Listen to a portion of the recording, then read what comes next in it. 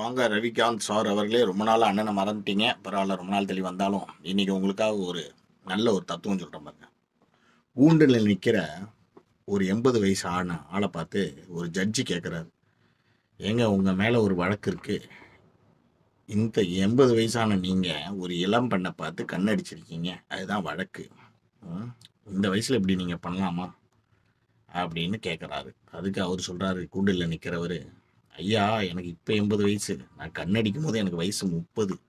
அந்த வழக்கே இப்பதான் வருது, இப்பதான் நீங்க விசாரிக்கிறீங்க, இட் இஸ் டூ லேட் அப்படின்னாராம்.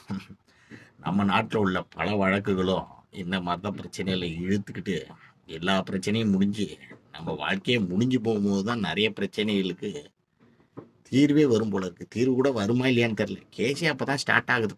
இதுதான் நம்ம நாட்டில் இருக்கிற இதுக்கு மேல சொல்ல முடியாது.